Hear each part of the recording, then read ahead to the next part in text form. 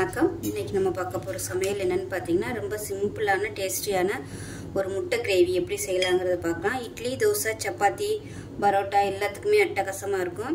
ஒரு தடவை இது மாதிரி செஞ்சிட்டீங்கன்னா நீங்க அடிக்கடி செய்வீங்க. டேஸ்ட் அட்டகாசமா இருக்கும். வாங்க இந்த முட்டை மசாலா எப்படி செய்யலாம்ங்கறத பார்க்கலாம். இப்போ ஒரு pan எடுத்துக்கலாம். இதுல தேவையான அளவுக்கு எண்ணெய் விட்டுக்கலாம்.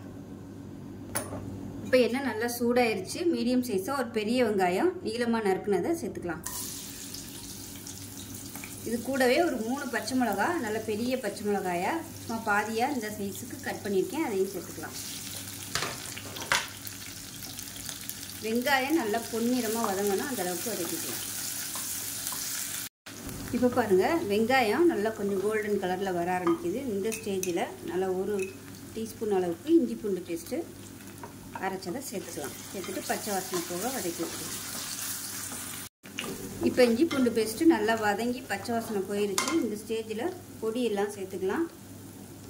இதில் 1 டீஸ்பூன் தனியாத்தூள், 1/4 டீஸ்பூன் மஞ்சத்தூள், 1/2 டீஸ்பூன் கறி மசாலா தூள் இல்லைன்னா கரம் மசாலா தூள் இது சேர்த்துக்கலாம்.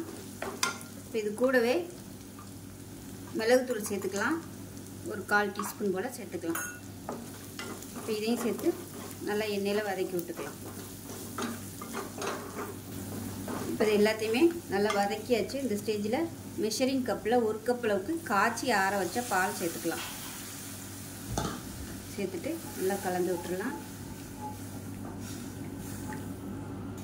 இப்போ இது கொதிக்கிற ஸ்டேஜில் 1 டேபிள் ஸ்பூன் அரிசி மாவு தண்ணியில் கரைச்சிட்டு சேர்த்துக்கலாம். இது வந்து திக்னஸ்க்காக.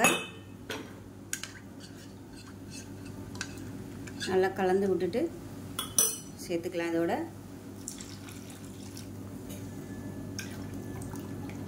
சேர்த்துட்டு நல்லா கலந்து விட்டுக்கலாம். இது கொதிக்க விடையில் அடுப்பு நல்லா சிம்மில் விட்டுக்கோங்க. சிம்மில் விட்டு கொதிக்க விட்டுக்கலாம். இப்போ இதில் தேவையான அளவுக்கு உப்பு சேர்த்துக்கலாம்.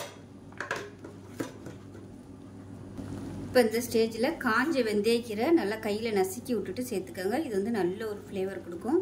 இது வந்து ஆப்ஷனல் தான், இல்லைன்னா விட்டுடலாம். இப்போ சிம்மில் கொதிச்சுட்டு இருக்கு. இந்த ஸ்டேஜில் 5 முட்டை எடுத்திருக்கேன். எடுத்து நல்லா வேக விட்டு இந்த மாதிரி கட் பண்ணி வச்சிருக்கேன். இதை சேர்த்துக்கலாம்.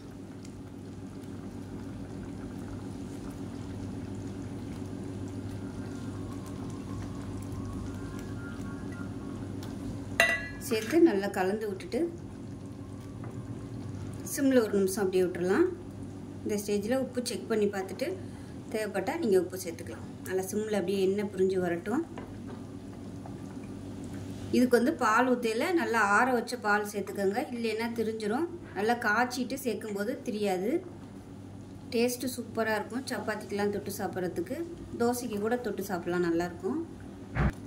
இப்போ பாருங்கள், நல்லா எண்ணெய் பிரிஞ்சு வந்துருச்சு. இந்த ஸ்டேஜில் அமர்த்திடலாம். அவ்வளோதான், அருமையான ஒரு முட்டை மசாலா சூப்பராக ரெடி ஆயிடுச்சு. ரொம்ப சிம்பிளாக இருக்கும், ஆனால் டேஸ்ட்டு வேறு லெவலில் இருக்கும். சப்பாத்திக்கு தொட்டு சாப்பிடுங்க, நல்லா அட்டகாசமாக இருக்கும். ஸோ இந்த வீடியோ பிடிச்சிச்சுன்னா லைக் பண்ணுங்கள், கமெண்ட் பண்ணுங்கள், சேனலை சப்ஸ்கிரைப் பண்ணுங்கள், பக்கத்தில் உள்ள பெல் பட்டனையும் ப்ரெஸ் பண்ணுங்கள். நன்றி.